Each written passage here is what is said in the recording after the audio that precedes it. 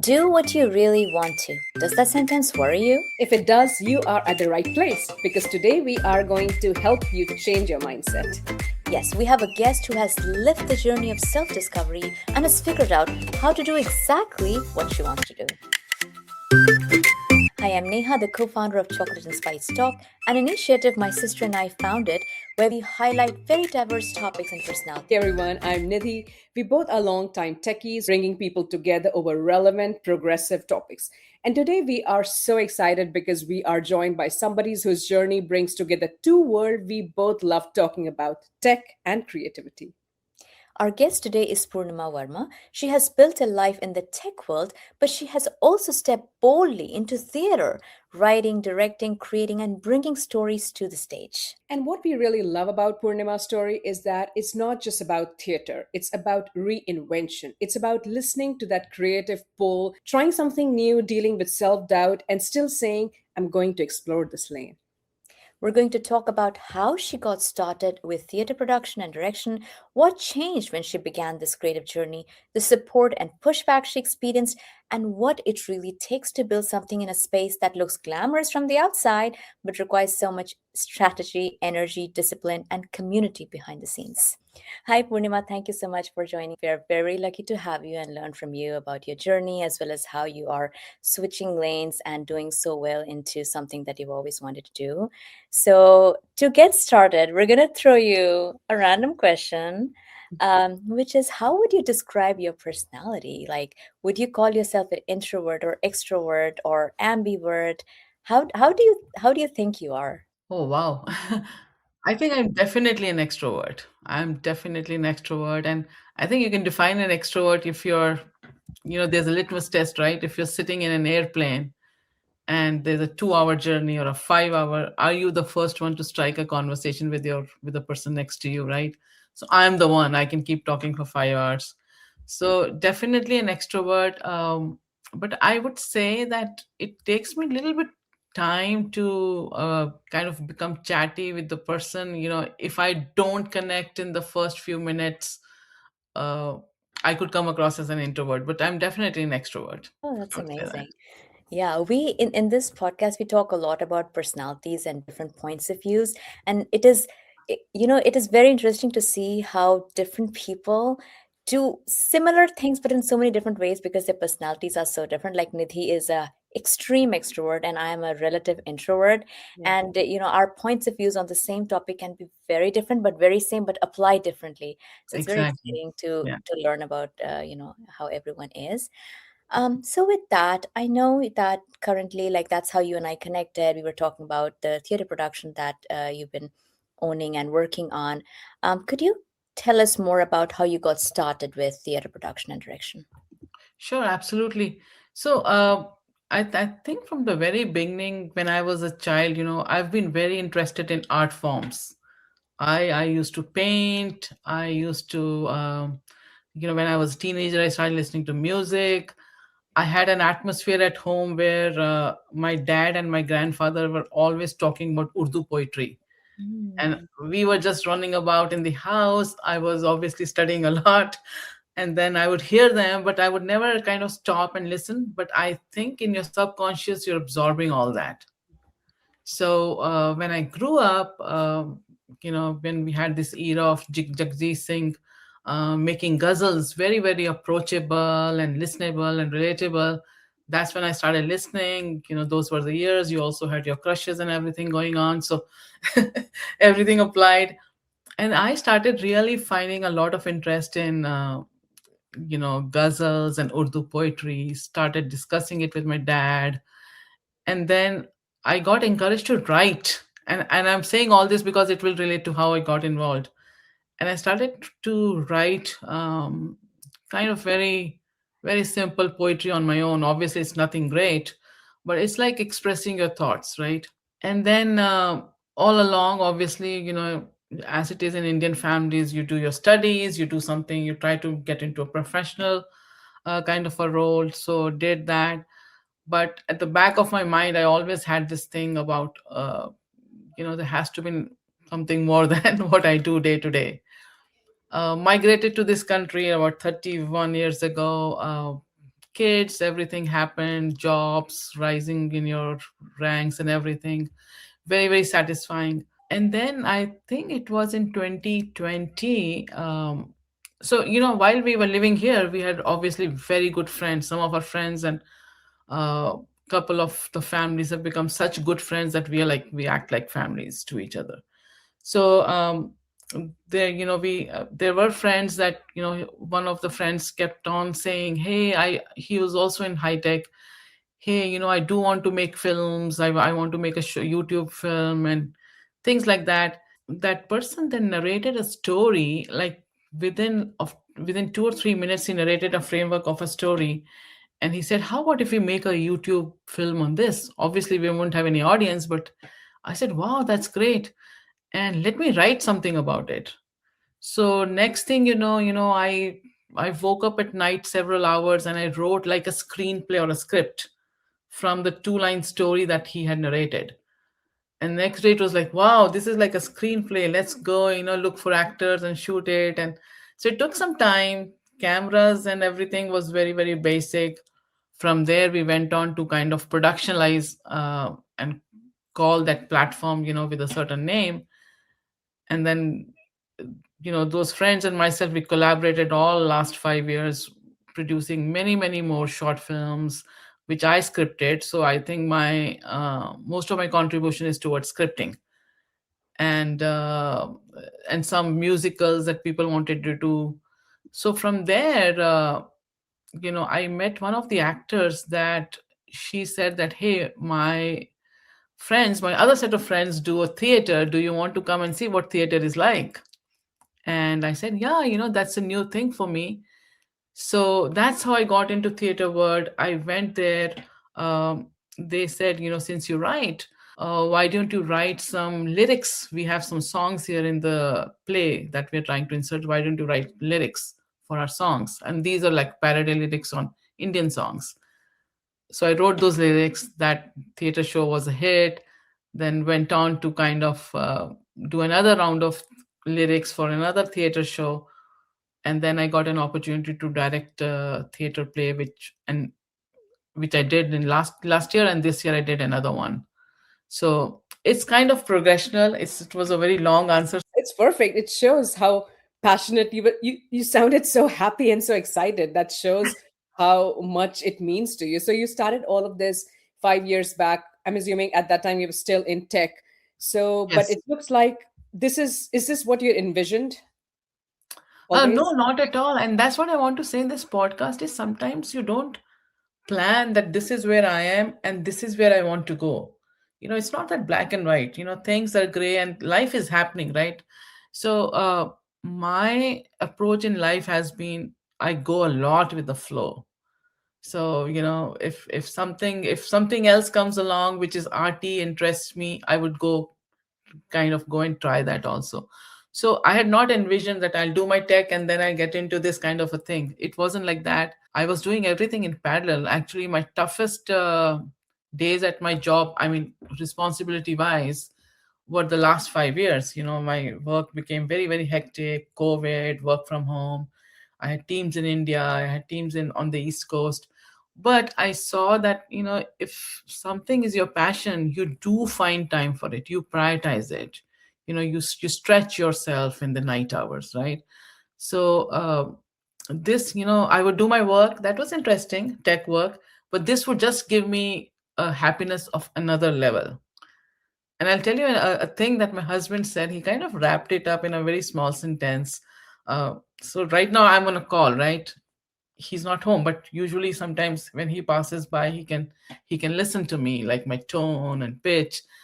In my tech job, I would have to do so many calls, usually very early morning and very late night calls. And when he would hear me on these theater or the film production calls, he says, like you said, Nidhi, he says, your voice is completely different. Your enthusiasm is completely different. That happiness I'm not seen in your voice. So, he also encouraged me. He said, if you want to pursue this and if your job no longer interests you, we're not doing it for money anymore at this stage in our life. So think about it. And it really took me 5 years actually. Yep. And it was 5 years ago. I think if my boss gets to hear this podcast, my last boss, uh, it took me 5 years because we here when we I think any migration or any uh, set of people who migrate, we come here with a sense of responsibility and a sense of duty. So for me to leave a job, that was reasonably well paying, I had no reason to leave it. There was nothing wrong. I was doing well. I was getting good performance ratings. To just let it go, it it was just defeating. It just sounded like unfair to me that I would do that to my family. um, and then when I realized, okay, this I don't think financially we need this job. I don't think, it is only now I may be only accumulating things that I'm going to leave behind.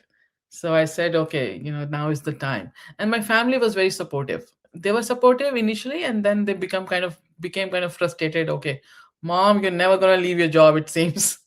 So don't keep saying that. So my kid had started saying, looks like I will retire first, then before you.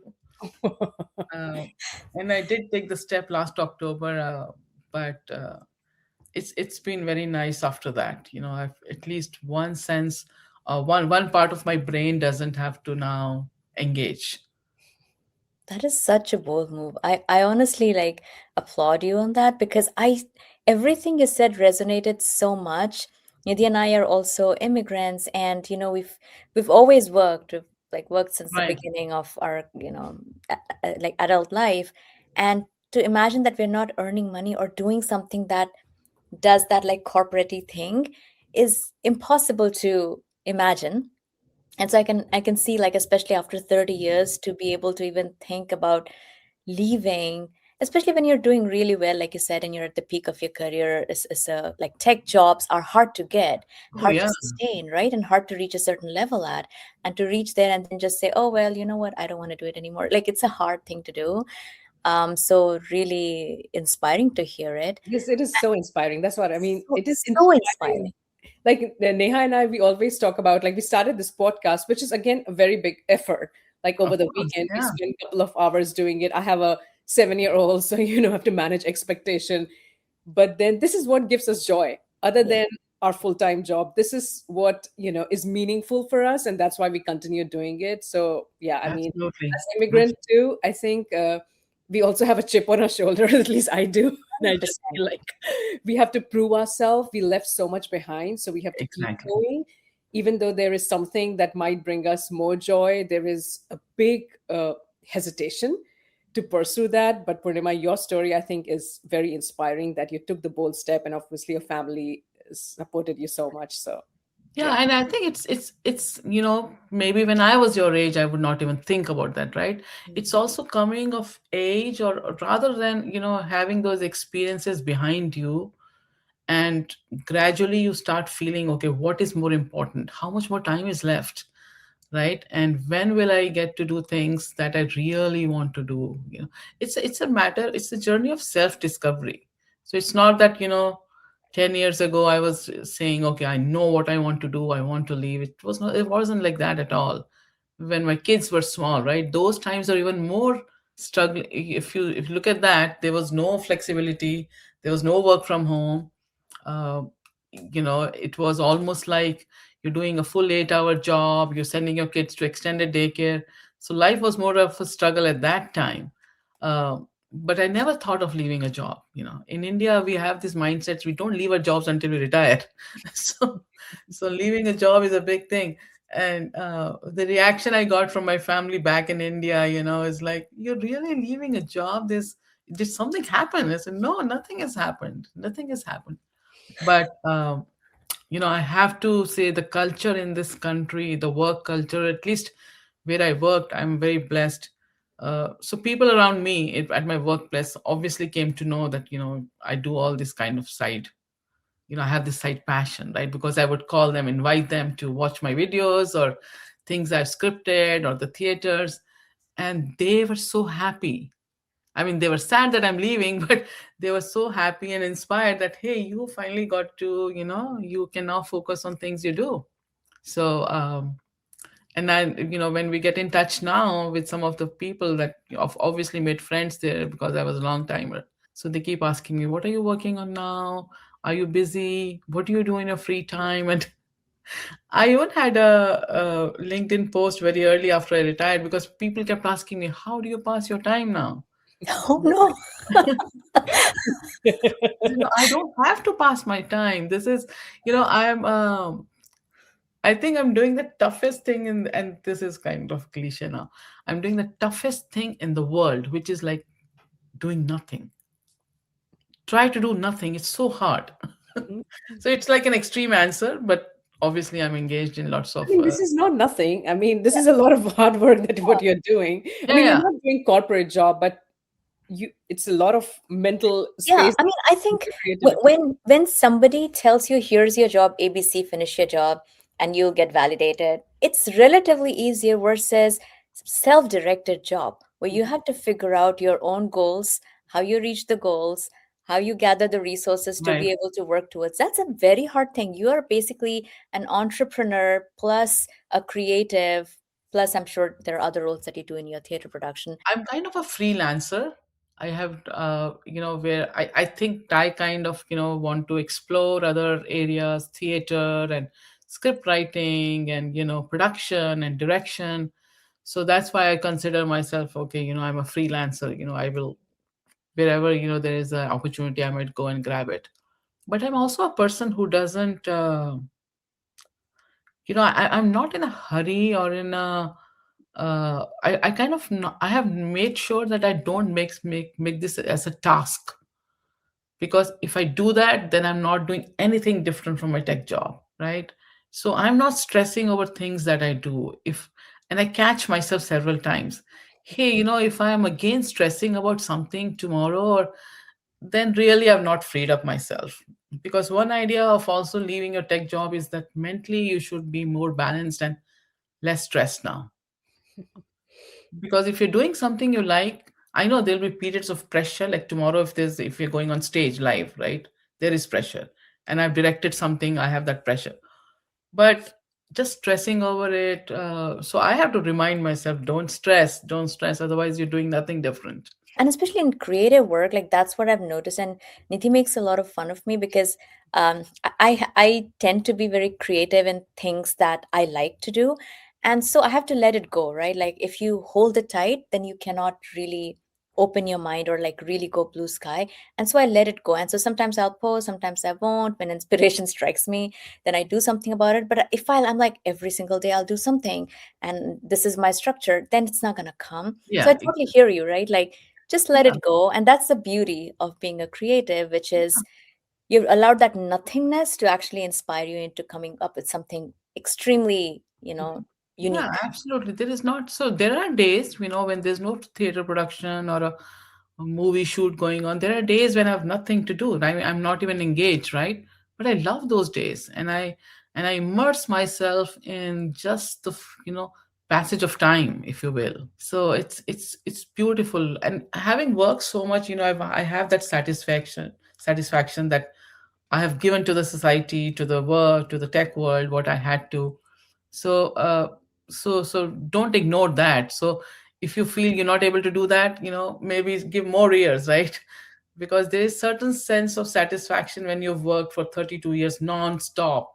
The only time I took off was during my maternity leaves. At that time I took like 6 weeks or 8 weeks of two times. I don't feel any guilt in not working tech is what I meant. We're always working, right? We're men. Yeah, I mean, Yes. it's also retraining your muscle. Like after working for 30 plus years, when you said that you don't want this to be a task, that's hard. It's like you don't want it to be the kind of responsibility that you had in tech, right? That's very hard. That's why, like my sister said, I make fun of her because I'm a very task oriented person. Like it's a checklist, I do it, and that's a discipline and structure I like, and I kind of apply it to none or all. But like what you're saying is now you just do it out for joy. There's not a lot of finance involved in it. So, you do it because you just want to do it and you don't want it to become like a chore. So that Yeah, is absolutely. Yeah. difficult. And I think one thing that I do want to mention, wherever I work, this is all volunteer work, because I've decided that to myself that, wherever I contribute, I'm not going to. I mean, as it is, the everybody who works on these things is volunteer because they all have tech jobs and they do it over the weekends. So there is no payment either way, this way or that way. So we all do it just out of our free will and kind of our passion. But so yeah, absolutely, there is no monetary aspect to what I do now.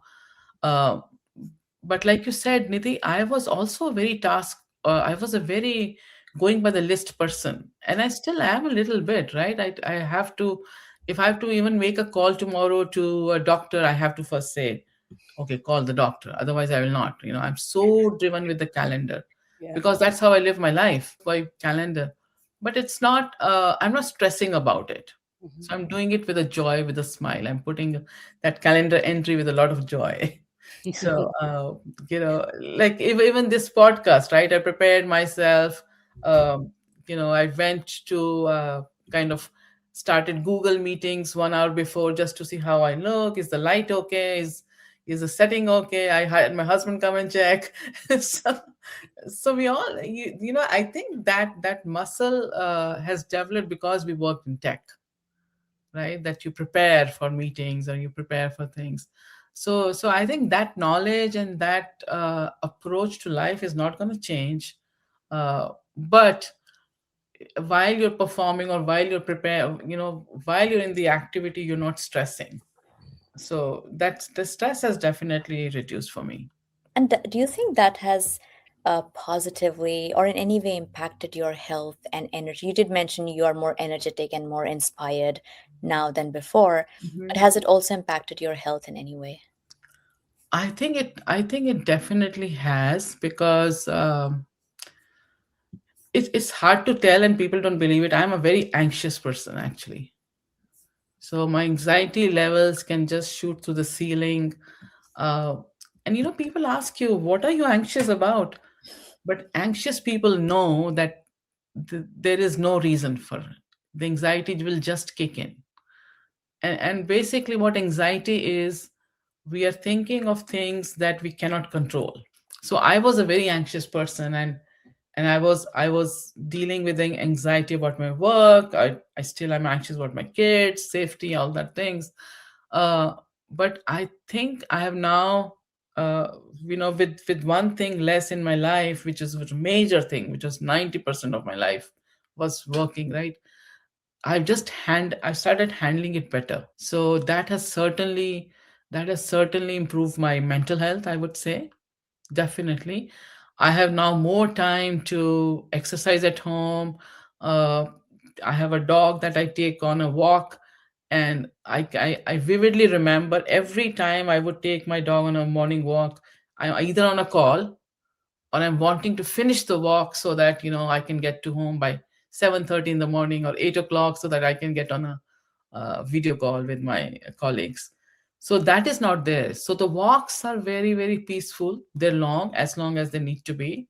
I even sit on the bench now in the dog park, and I'm thinking, my God, this kind of, this is a luxury that money cannot buy, right? Every other luxury you can buy, but this is a luxury of time, that you're just sitting with your dog. It's 11 in the daytime, everybody's working, it's a Tuesday, and you're just having this. So but this, obviously, this luxury has not come just by itself, right? We've worked for it. We kind of earned it. So yeah, to answer your question, I kind of digress all the time. Is It has definitely helped my mental health, and I think even physically, because I'm more relaxed, right? I sleep now on the same day I wake up. So I always used to be, it would go beyond 12 in the night, because I'm catching up on work. Uh, I'm a stickler for preparing for my next day at work. So I would look at all my meetings coming up, make sure I have things to say, I have an agenda. So very, very meticulous about my work things. So my day would definitely go until 11:30, 12 every day. Now I'm free by 10:30, and it's my own free will whether I want to go to bed or not. So definitely. You can sense it in my voice, I think. I know it is so beautiful, especially the dog part that you said. It's like taking and at your free will, and you're not rushing to get back home to do something, and you sit on a bench. Like that is luxury, right? I know. I think Neha will be able to connect with it because So much. she's really trying to be more present and do things more meaningfully and mindfully. So Yeah, there's my dog. I'm sure Oh, she follows me. She's like, "Oh, you are on a podcast. Let me come." yeah, that's what they do. They like to be, yeah. That's why my door is shut, because my dog, he would disturb me, he would like jump here and there. So he's out right now. He's waiting right out the door, I think. Mm. So I had a question on this topic, and I know you said that you waited 5 years, but was there any moment you had any self-doubt that when you were jumping into this, and if you did, then how did you overcome that fear? Yeah, like I said before, it wasn't for me, it wasn't that if I give up my high-tech job, this is going to be a full-time thing for me. Because I've known myself to do things, try out various things. I think somebody told me that personality is called a scanner. So I try various things, and obviously writing and scripting and direction, theater, YouTube, movies is my passion. But so I knew that if I leave my job, I won't be sitting idle, like doing nothing. I would be pursuing something, but what it would be, it may not be theater all the way, right? It could be maybe just 50% of my time.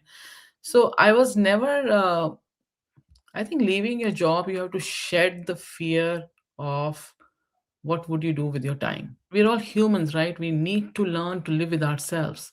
We live with everybody else but ourselves. So the first thing you need to do is to be very comfortable in your own company when there's nobody around. You need to learn to live with you, be happy with sitting by yourself. And so, it wasn't a point where I thought, okay, now I would have enough work in the art world that I can leave my job. Like today, I can even decide, okay, I don't want to do anything now, and I will not be doing. And I've done that in the past. uh, Before I left my job, I actually took a 3-month break from. I would not be participating in any of these works because I got so stressed with my job and with the responsibilities of, I was leading certain productions. I finished them. I said, okay, for 3 months, I'm not doing anything. But this is my love, right? So I have to go back to it. Um, like, yeah. So I think I don't fear a situation where I have nothing in the art world also to do, because there are not opportunities coming up, because I've not started anything of my own, right? These are people, these are friends who have their platforms. I go help them, I work, because that gives me a liberty to not be tied as such. And I commit to a certain piece in the production, and I do that well, and it's a success. So that gives me a sense of achievement. But I could decide that I don't want to do this at all, and I maybe go do something else. Maybe I go on a 30-day cruise or something, right? So I pursue a lot of things by myself. It's like, I've taken up learning Spanish on Duolingo, and I think at this moment I can't speak it very frequent by very fluently, but I can understand a lot. So I started learning piano on my Day own. 60, Purnima. What day are you on Duolingo Spanish? So I had started it long time back and quit it, but right now I just started. I'm on the 32nd day. Okay. Yeah, you might be in hundreds. Yeah, I have to keep practicing. It's not easy to learn a new language, especially at a certain Yeah. age, right? Is that Spanish for you too? Spanish, yeah. Yeah, that's good. Cool. So we have that common there. No, it's amazing. I think everything you said, especially being able to live with our own company, like that's where I feel like the personality difference really shines, because I always love my company. Like, I have no problem. I'd much rather have my company most of the time. And what goes on then is that I'm able to focus on a lot of different things. Like you said, if you want to learn a language, if you want to do theater, if you want to do art, if you want to read a book, if you want to write a book, if you want to present a video, like, you can try many different things because you have the luxury of time. Hmm. And I think that's what you're saying. Like, you you don't have to worry about, like, you don't have any self-doubt because you know you can do so many things. You know Exactly. you are able to do any number of things you want to do. And in the past, like, when we are focused on a specific type of job, we're like, oh, this is it. This is like, the Mhm. guardrails are set on, here's my limit. I cannot proceed beyond my limit. But the moment you break that shackle, you're like, actually, I can do whatever I want to do and Yeah, whatever I it's feel just a like. free world. I mean, Yeah. this is a free life you have, another life you got. Yeah. Yeah. I was wondering, like, you did mention a lot of successful and inspiring moments in theater. Did you have any difficult moments that you'd like to share? Oh, absolutely. Absolutely. I know the people who'll hear that will, but like I said, I'm fearless now. Is So something I discovered that uh, life in any setup is still life.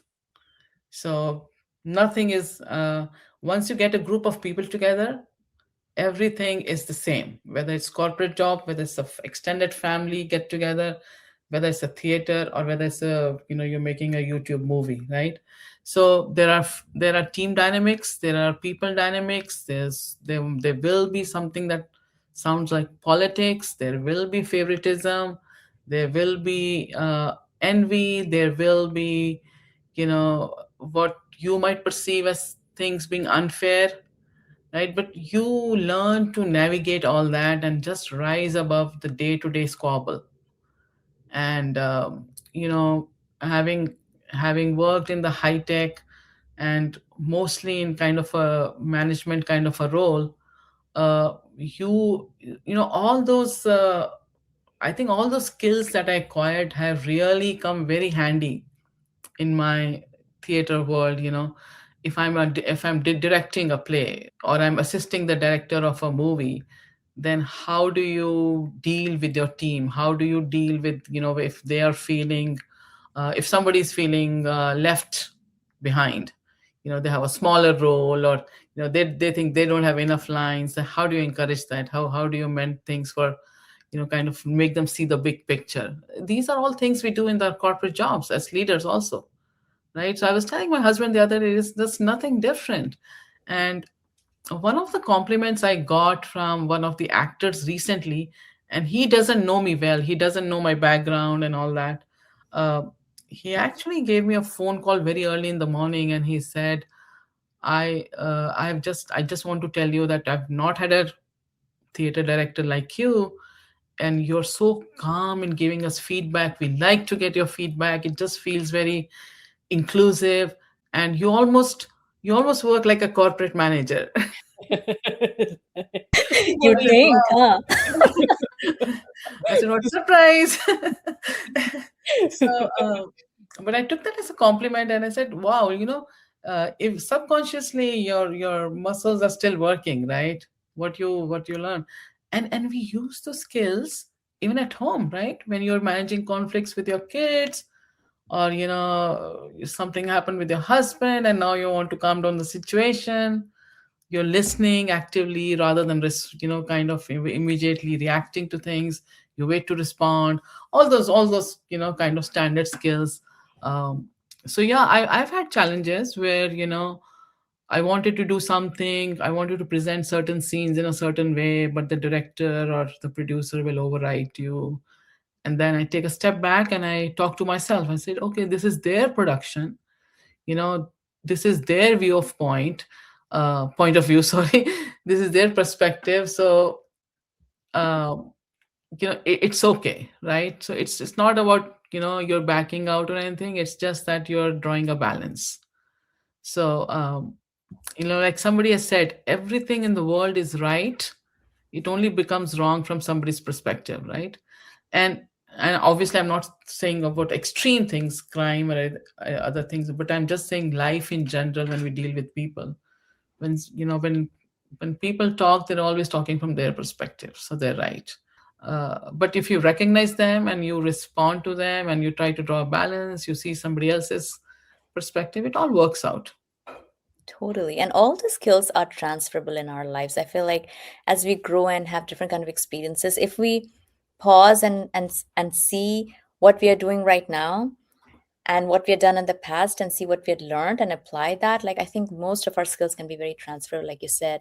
And I actually work in a more creative area of Mhm. the tech field. So I know the creative field implies a lot of softness and calmness and a lot of blue sky thinking, but it is life, like you said, Yeah, and there will always be personalities and there will always be different kinds of goals that will fight against each other. And then how do you make sense of that in order to keep things moving? I think that's a skill we all can yeah, hope to have. And yeah. yeah. I think as human beings, if we go with the, like when I was a man, when I was in the high tech, my motto was, trust people unless they break it. You start with trust. You hire somebody, you start with ultimate trust. If you trust people, they'll trust you back. You kind of empower them, they will do well. So are the things also in this theater and the movie world, right? In this art world, you just it's all about people. Everybody wants to feel important, everybody wants to be kind of recognized, and you do that with people. When you collaborate, it just keeps a very good balance. People do their jobs loyally, and things just come about. So I feel dealing with people is a very common, it's a common sense thing, but that lacks a lot. I know it's hard, but that's the joy of living, right? Like, what would life be if we didn't meet different people and see their challenges and their Absolutely. perspectives? I was wondering, like, as a takeaway, if anybody was interested in trying something new, like switching their career or just adding a new hobby or trying something that society tells them you shouldn't try, what would your advice be to them? Yeah, see, I would not, I'm not kind of a rebel and say, don't listen to people. Uh, I would say that uh, I think things are not very cold cut and they're not black and white. Like I said, it's a journey that we take, and within that journey, we take various paths. So take your time, take your time. If you're not convinced, then let's be okay with that. It's not a bad thing that today, if you have a passion but you're still doing your tech job, it's not a bad thing, because that is what your inner voice is telling you to do, right? All I would say is never do anything under compulsion, which comes in the area of abuse, or kind of you're being disrespected. So don't do things, don't force yourself to do those things. But other than that, take it as a journey. There will be a point, trust me, there will be a milestone where you'll clearly see, okay, now it makes sense for me to, like I said, I didn't leave my job for doing something else. I left my job because I thought, you know my interest in it and my work in it and my time in it has matured, that I'm not adding anything now, not to the company, but to myself as a person. So if you're not growing, if you're not making yourself a better version of who you are, uh, then, and you kind of feel stagnant, I think that's the time to leave anything, Yeah. right? And make a switch. Not saying it for relationships and family. Work on them. Work on your spouses. Mentor them. They need to be mentored. Husbands. For sure. And do you think society is set up to support women and change and new ventures? Did you find anything when you ventured out of tech? Actually, Mm, I would not again say, I'll never say no, but there were a lot of naysayers, right? What would you do with your time? Oh, you'll be so bored. Um, so I have come to realize. I think I came to realize very early in my life, in my 20s, and I think somebody told me that when somebody is saying something, it is completely coming from what their perspective is. And what we call perspective is a collection of your values, your childhood, your environment, your experiences. If you collect all that, that becomes your perspective. So they're not wrong in saying anything to you, but it's their perspective, right? So give it that much weightage if you want to. Don't take it as gospel, right? So once you realize that that person is right, but it is his values, like sometimes they say, when a thief looks at a watch in your hand, the first thing he'll ask is, where did you steal it from? Right? Because that's what he thinks. That's what he does. Mhm. So when people tell me something, I first think, okay, this is their perspective. This is how they, um, like if they're saying you won't be satisfied, you'll be so bored, then thinking, okay, if this person was in my place and he or she took retirement, he will be bored. That's why he's saying that, Mhm. right? Because we all say things from our perspective. So like you said, there were a lot of people who would say that, but I was kind of listening to them. I'm a, as much as I talk, I'm also a very generous listener. I can listen to you for 2 hours nonstop. I would just sit silent. So I would listen to them, but I don't try to argue back. I don't try to defend my situation in any way. And I would say, yeah, you're perhaps right. So let me see how it goes. And when I come to it, I will see what to do. So you're not dismissing their opinions. That way they're not kind of badgering you, because the more you argue, they'll badger you more. But it's your inner voice. Your inner voice is your best companion. I would still say that it's your inner voice, and nobody can come even near it. Nobody can come near the resolve of your own self. But they are just perspectives. You listen to them, you welcome them, you deal with them very kindly, and in the end, you just do the right thing. That's That's so beautiful. beautiful. I know. And I'll give you one quick example. And we did a Neha and I did an episode on one child versus, having more than one, more than one child. And then, and I talked in that episode about how people still tell me that, why don't you have a second kid? And I always wanted like one kid. And when I go Mm. back to India, there are people saying, oh, the kid will be lonely, you are selfish, you're not giving the kid a sibling, and you can still have a kid. And all I do is, at that time, I smile, I listen to everybody, and I just pretend as if I might do something about it, but in my Yeah, mind, it's crystal clear what I want, and I'll do exactly. what I want. So I'm being respectful, exactly what you said. I keep an open mind, I'm respectful, but I know what I want, and I'm not disrespectful to you. I don't argue, Yeah, but once you have the clarity of thought, it doesn't matter what it people doesn't say. matter. Yeah. See, it's and also on something I told my dad the other day. He said, "Wow, that makes a lot of sense." Is if you're not changing something, you're choosing it, right? Whether it's your job, it's your health, it's your family situation. Again, I'm not talking about extreme situations where women are financially bound into bad situations, but I'm more talking about, you know, um, kind of people like us, right?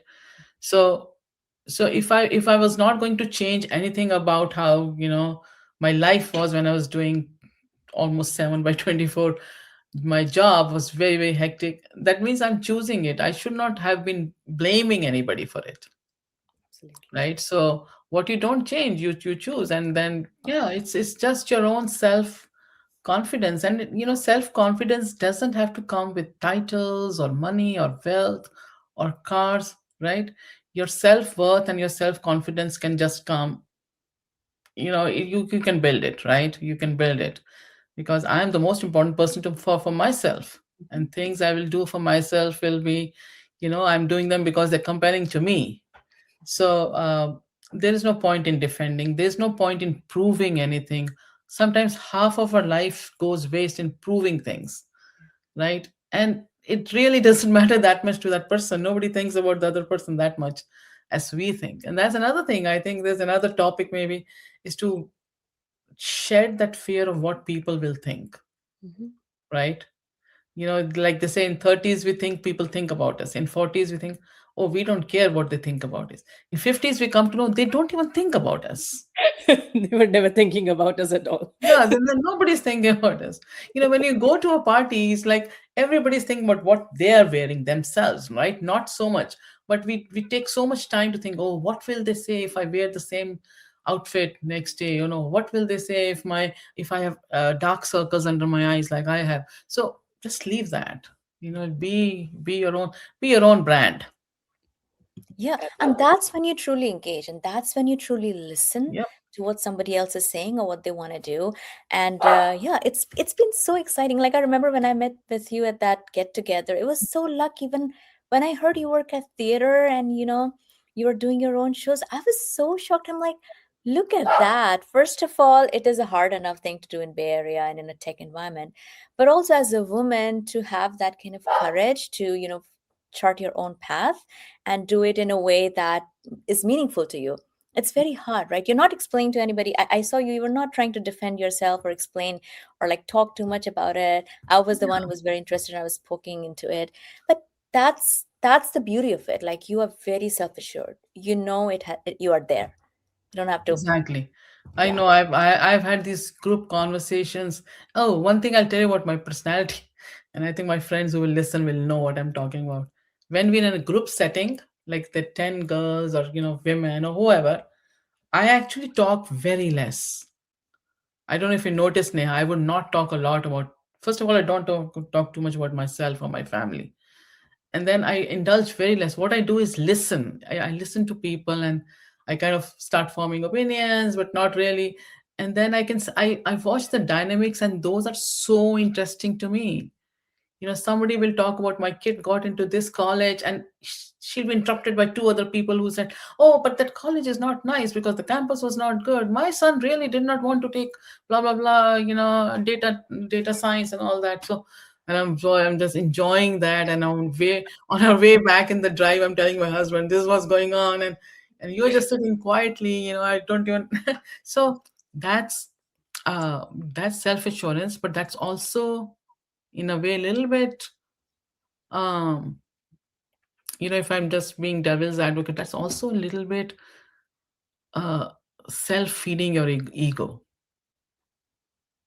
Sorry to say that, but that's also self awareness.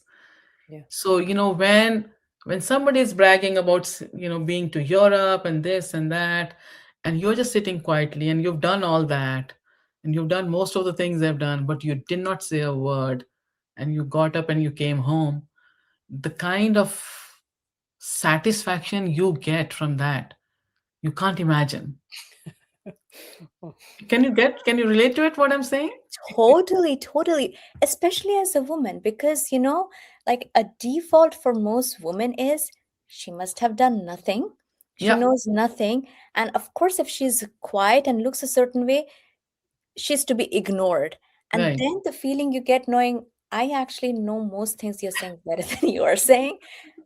There is something in it that is highly satisfying that cannot be overruled by when you actually spoke up and you said Yeah. a bunch of things to brag about it, So like I'm not saying it's a good thing, because that's again you are just feeding your own ego, but in a different way, which nobody else was privy to, right? yeah, it's also because you have reached a place where you do not need that validation, where you do not need that oh wow from somebody and Yeah. say, or some jealousy, potentially more than likely jealousy and envy rather than actual praise. But you are in a place where you're okay with yourself. You don't need any of that, Yeah, you you know. don't need any of Yeah. that. And and I can, after this, I would also talk to the people I work with and ask them if they want to come and share their experience with you, right?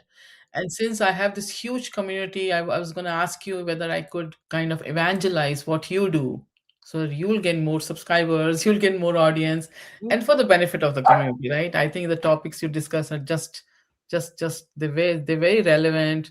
You two are so presentable. I love to look at your faces and the way you talk, and I've listened to so many podcasts. And what you're doing is amazing, also, right? This is, maintaining your families, doing your tech jobs. I know how, in mid career they're so right. I didn't mean mid career rank wise, but yeah. age wise, right? So they're so challenging, and yet you take out time and do this, and it's very high quality. So Thank you so much. Really, really appreciate it. And Yeah, we'd love your support in any way possible. I mean, we love chatting with you, and thank you so much for coming. Like, I feel like I'm sure Nidhi as well, like we've learned so much just listening to you. It's always very calming and very, strengthening to hear somebody's experience and their lived in experience and how they've managed all of that while Mhm. while balancing all the parts of the family and work, and being an immigrant and the pressures of an overachiever or whatever, right? Like your Yeah, pressure might be, exactly. and then not letting go of your creative side Mhm. Yep. and then It's, letting it shine. oh, It's thank very you. hard. Yeah, actually, it's easier than if you just, like I said, if you train your mind that I'm one of all these people. I'm nothing great. I'm not important. I'm, just kind of. Sometimes we give too much importance to ourselves and our work and what we do. In a sense, we make ourselves center of the universe. We're not, right? Nobody is. So just be on, I would say, just be on the sidelines, watch life go by, and things will just turn out well. It was super amazing chatting with you, Purnima. Thank you so Same much. here. I didn't want to stop, but I know it's time.